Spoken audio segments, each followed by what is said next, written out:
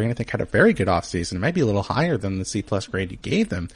Green Bay Packers, who did draft 2 cornerbacks in the first 2 rounds. Again, they managed to trade down and pick up a first-round pick in the process. They swapped out Dom Capers for Mike Pettin, who has a very good record as a defensive coordinator, and got Mo Wilkerson up front to a 1-year team-friendly deal. So what am I missing here? Are there any reasons to be skeptical of what the Packers did this offseason? Yeah, I'm going to be a little critical of the grade here. I think the grade is lower because of some longer-term Packers fatigue. And the Packers fatigue is explained in the item, basically, that they just keep dumping all of these resources into the secondary. Mm-hmm. Is this the year that it's going to be different? And I think one of the interesting things about them and about Cleveland is they both have D coordinators who are steering them towards putting all of these resources into the corner and secondary position. Mm-hmm. That's fascinating to me because you got teams like Atlanta, Seattle, San Diego, who, while they have sometimes put a lot of resources into the secondary, don't have to at corner by the nature of their scheme. And so to me, where is this Packers pass rush going to come from? Mm-hmm. You're just funneling more and more picks into the secondary. And I don't know that I feel like their secondary is totally fixed. Mm-hmm. I mean, it's probably better with what they've done this time, but it just kind of felt a little bit like more of the same. Yeah, I could certainly see that. I think the hope is maybe, at least if I'm thinking about it from a positive perspective, that Pettin is the guy who might be able to change things, that Dom Capers might not have been the best fit there. And I understand the fatigue thing, and, I certainly, you can't sit there and say, well, they fixed it, plug and play, we're solved, game's over, they're going to be in great shape. But certainly the fact that they didn't come back with the same guys we saw last year is hopefully a positive as well. Yeah, did you like they went for Fuller, didn't get him? Did that delay them from getting any veterans in the market? I'd have to go back and look, but that also felt like a move that wasn't a move, Right. They just got the deal done for the Bears. Yeah, they did. And, I have issues with how the Bears handled the situation, but maybe a positive, because you look at Kyle Fuller was a guy who, was basically trade bait this time last year, was the guy who figured was going to be on the market for a very low salary, and then had a great year, and now is suddenly getting paid like a top 5, top 6 cornerback. So could be a blessing in disguise. Yeah. We'll certainly see. But yeah, I want to ask you one more thing. Do you love dumping Jordy and bringing in Jimmy Graham? Did you love that, or like it, or just okay? I was going to ask you the same question. That was the next thing I was going to ask you. So I'll answer first, but I want to hear what you think as well. I'm of two minds of it. Certainly it's hard to judge him. Given that it was Brett Hundley as opposed to Aaron Rodgers. And you'd figure even if it was a healthy Jordy Nelson, even if it was a 28-year-old Jordy Nelson as opposed to however old he is now, you'd figure he gets a boost from playing with Aaron Rodgers relative to guys that, to any other quarterback in football. But I have to admit that with Jimmy Graham, I'm skeptical that he is going to consistently be a guy who's going to get 9 or 10 red zone touchdowns a year, even though he has that skill set, even though he has the size naturally. Now he has a quarterback who's going to look for him in the red zone. You just don't see guys outside of Rob Gronkowski do that year after year, Jimmy Graham included. So, I think we saw sort of the best example of a red zone threat when it came to Jimmy Graham in Seattle last year. And I just think that's going to be tough to keep up year after year. Yeah, and so one of the things I did was looked at Jordy Nelson in his last 16 starts when Rodgers played. And it was 96 catches, well over 1,000 yards, 14 touchdowns. That's pretty good. Now, that may be unrealistic. He may be declining, injury-prone, and no one's going to know Jordy Nelson better than the Packers do, right? So you give him a little bit of the benefit of the doubt there. I just felt like there's obviously a great rapport and chemistry and feel-goodness between your quarterback, Rodgers, and Nelson. I feel like Jimmy Graham is probably going to show up in the red zone, but you don't have any of that. And they both averaged about 9 yards a catch last year. The difference was, obviously, one guy's a receiver who should probably average more than Nelson, but one guy was playing with Russell Wilson, and that guy, Jimmy Graham, wasn't exactly lighting the world on fire until he got into the red zone. Right. And so is that enough to make it justified to me? I don't know. They're giving him what, $10 million? Yeah, it's the highest paid $10 million a year. Yeah, I'm a little ambivalent about it. So that was probably another reason why it was a C+. Yeah, I think that's fair. I don't love that deal either, so I do agree with you on that element of it. Let's talk about one more team. Let's get to the Raiders, who of course did sign Jordy Nelson this year. Also signed a lot of guys who might have been good not unfair to say good, but guys who were certainly better perhaps 4 or 5 years ago. Jordy Nelson, Leon Hall, Derek Johnson, Doug Martin. They did make some moves I was more enthused by. They liked signing Sharice Wright, who was very good last year in a limited sample. Tahir Whitehead, I think, is a very underrated player, but I mean, are there a lot of positives to take out of this offseason for the Raiders? Well, to me, big picture off the field, you're going to Vegas in a couple of years with some momentum because Gruden's exciting, and I think there's some value in that for your team. Mm-hmm. But I don't know how you can be excited about adding Derek Johnson or Brennan Giacomini or some of these older, declining players. Mm-hmm. I understand why Gruden did it. I mean, he wants to have a veteran leader in every room as he sets the culture and shows people how to do it in the NFL. I think there's value in doing that. I just don't know if they make you better enough on the field to justify doing it across the board. And so that's probably the nature of the criticism and why the grade is only a C+. I thought they also were a team that took chances in the draft. You know, it seemed to be rolling the dice a little bit of the way the 49ers did in the past. You know, taking a Hurst, the defensive lineman, is a great value in wherever they got him the 5th round. But there's other people that, because of his heart condition, wouldn't draft him if he's available in the 7th round. Right. So that's a risk. There's some risks like that you're taking. A couple of the other guys had some injury concerns as well. So you pair all those things together, and I think you have some questions.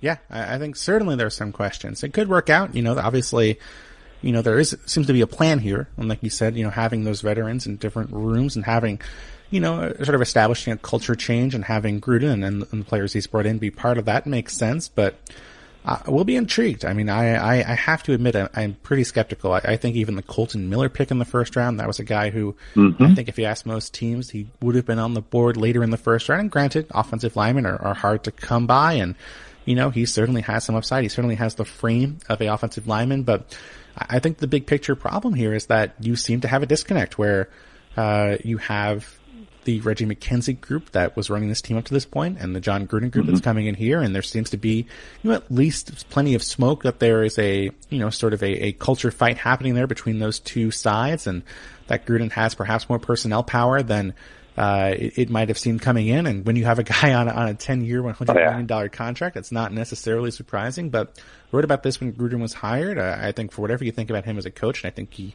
certainly proved his bona fides in Oakland the first time, in Tampa Bay, his personnel decisions were not as impressive. There was not a lot of great drafts when he was running personnel in Tampa. And so I have to admit that I'd be a little nervous if I was a Raiders fan, if Gruden was going to be, shopping for the groceries and then as well as. I think there's no question he's in charge, and that's a place we need to look at a year from now to say, we're not going to be surprised if a year from now there's a switch in the front office of some kind. You know what I mean? And somebody comes in, just sort of like a lot of these teams where the head coach is kind of the, Pete Carroll helped hire John Schneider, or that's Andy Reid was not the guy they were going to get rid of in Kansas City. You know what I mean?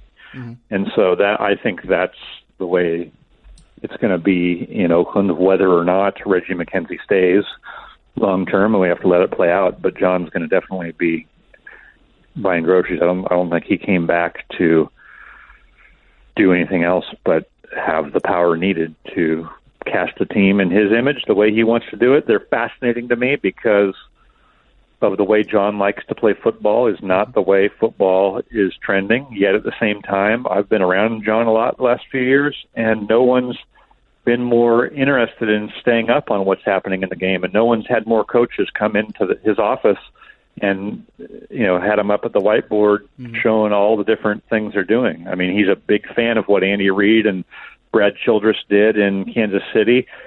Yet we know what he wants to be. So what's it going to look like? How are they going to play? I don't think we really know for sure, but I really kind of want to see. I want to see how Derek Carr reacts to a fiery coach who can be tough on players. There's just a lot going on there that makes kind of like the Rams. To me, they're just a really intriguing team, whether you buy it or not, what they're doing. Yeah, really fascinating situation there. Well, Mike, I appreciate you coming on. Obviously, a lot of stuff coming up from you. Anything you want to plug here over the next couple weeks or next month or so? Well, we'll have quarterback tiers coming up as usual, so that's always one of my funnest projects. And I was actually on a call for that right before we got on the air today. So I love doing that. It's fun, and we'll of course have that again as we do every summer. I'm excited. One of my favorite features of the year annually, the quarterback tiers column. And Mike, you're on Twitter as well, of course. Yep, Sando ESPN. Tremendous. Well, Mike, thank you so much. We're going to come back with Mike Goodman here on apparently the Mike and Mike show after the break here on the Bill Barnwell Show. Washing my nose, oh yeah. I'm a shower curtain, and I do one thing. Keep water from leaking everywhere. So you see why I feel useless compared to Geico, who does so much more. Like, not only could Geico save you money, but they've been around for over 75 years. And they give you 24/7 access online, over the phone, or on the Geico app. And they've got a 97% customer satisfaction rating. They do all this while I have to listen to this chucklehead. Oh, good, he stopped. Washing my toes. Oh, great, an encore. Geico. Expect great savings and a whole lot more. All right, welcome back to the Bill Barnwell Show. I'm Bill Barnwell of ESPN. Of course, the World Cup is going on right now. Something that's interesting me. I'm sure a lot of you are watching as well, and naturally wanted to have someone on to talk about it. A frequent contributor to this show is going to be joining us of the Double Pivot podcast, of StatsBomb, of many places. Mike Goodman is here. Mike, how are you? Doing good. Thanks for having me, Bill. Well, you're obviously a very busy man, so I'm just going to get straight to it. No long preamble. We're going to talk about some of the things we've seen so far. We're recording this after France's win over Peru in advance of the Argentina match show. So we're not going to talk about Argentina too much here because we don't know what's going to happen between the time that we record this and the time that we post this podcast. But let's start with a broader look. Let's start with maybe some of the bigger stories from this tournament. And it seems like the two most dominant factors when it comes to this tournament is video assisted replay, VAR, and own goals. And I assume that you're not for or against own goals, but what do you think about VAR's role in the tournament so far? Yeah, I think it's a contentious issue for sure. Yes. And I think it's interesting because it's one of those issues where, like, American sports fans have a lot of experience sort of with the good and the bad of instant replay. Mm-hmm. It's actually going slightly better than I feared, and really? The worst case scenario in my head. But there are lots of issues. So I think the major concern, right, is that so much of the soccer rulebook and so many soccer calls are very subjective. Mm-hmm. And instant replay doesn't help a ton with that. It just so many calls are in that gray area, even when you look at them on instant replay. Mm-hmm. And I think they've avoided that problem for the most part by not going to replay very much. The rules are written so that you're supposed to go to replay if you think there is a reviewable call. Mm-hmm. And a call should only be turned, much like in American sports, if there's indisputable visual evidence or whatever the soccer term is. Mm-hmm. But what they've mostly done is only really go to replay conservatively when there's a good chance of a call being overturned. So that's good. Mm-hmm. On the other hand, there's still implementation issues. There's still been a couple of fairly questionable calls. So it hasn't disrupted the flow of the game a lot, which I think was a big concern. There's still issues around the actual calls themselves. Right. And it's for me, I'm not someone who's particularly I don't have a strong opinion on a lot of things, including replay when it comes to the NFL or soccer for that matter. I really didn't enjoy the South Korea-Sweden VAR decision because it was one of the rare times South Korea actually had a counterattack going, and it was, obviously it would be crazy to say they were going to score from that counterattack, but they were in an advantageous situation, and the play is brought to a halt so they can review the previous play, which ended up being a valid penalty, and I can't fault them for calling the penalty, but it seems like it can change just the nature of how the game is played. And with football, with American football, obviously, that game is stop and start anyway. So the idea that there's, replays for things isn't really impacting the flow of the game all that much, but we saw it impact the flow of the game there. And then I wonder if it's going to change the way the game is being called as well. I mean, there was that sort of that FIFA mandate to linesmen to basically, if a offsides call is close,